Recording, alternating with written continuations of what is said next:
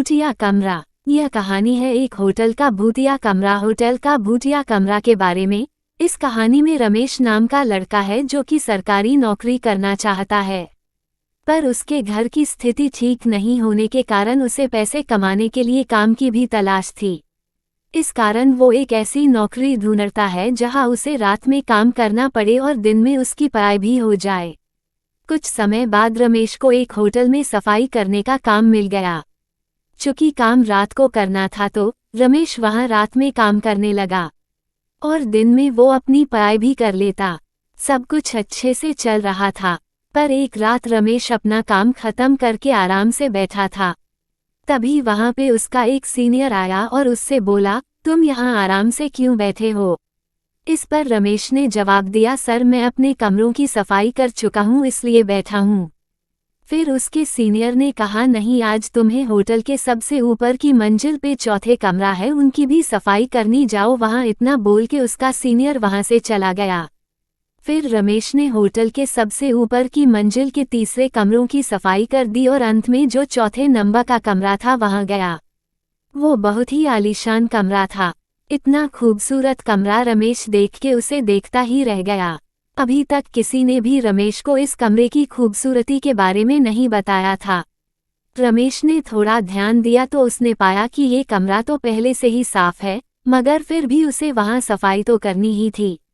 इसलिए वो वहां की चीजों को बड़े आराम से साफ करके उसके स्थान पे रखता जा रहा था। कुछ देर बाद रमेश को ऐसा लगा उसके पीछे कोई खड़ा है। रमेश ने पीछे मुड़ के देखा तो वहां कोई नहीं था। रमेश ने सोचा ऐसा वो कई रातों से काम कर रहा है और दिन में नहीं सो पाता, ऐसा इसलिए हो रहा है, और वो वापस अपने काम में लग गया। तभी अचानक उसे ऐसा लगा कि कोई उसके सामने से दौड़ के भागा है। रमेश को अब डर लगने लगा और वो थोड़ा देर के लिए सहम सा गया और कुछ देर इधर उधर देखने के बाद उसने फिर से अपना काम चालू किया ताकि वो जल्दी से अपना काम खत्म करके वहां से निकल जाए। और जब वो वापस काम करने में लगा तभी मानो जैसे उसके कंधे पे किसी ने हाथ रख दिया हो। रमेश अब घबरा के चिल्लाते हुए उस कमरे से भागने लगा। तभी रमेश का गला किसी ने जोर से पकड़ लिया और वो भाग नहीं पा रहा था। इतने ही देर में रमेश के सीनियर रमेश की आवाज सुन के वहां पहुंच गए। उन्होंने से रमेश से पूछा क्यों चिल्ला रहे थे। रमेश गले में दबाव होने के कारण कुछ बोल नहीं पा रहा था। उसके सीनियर उसे कमरे से बाहर ले गए और उसे पानी पीने को दिया। तब रमेश ने बताया उसे इस कमरे में कुछ अजीब सा महसूस हुआ, ऐसा कि जैसे कोई उसका गला दबा रहा हो। इतना सुनते ही उसका एक सीनियर उस पे चिल्लाया और बोला, तुम्हें रात में इस कमरे में सफाई करने को किसने बोला? इस कमरे में कोई भी अकेले सफाई नहीं करता और इस कमरे की सफाई भी दिन के समय की जाती है। तब रमेश ने कहा, मैं अपना काम खत्म करके बैठा था तभी एक सर आए, उन्होंने ने ही मुझे इस कमरे की सफाई करने को बोला था, इसलिए मैं इस कमरे में आया।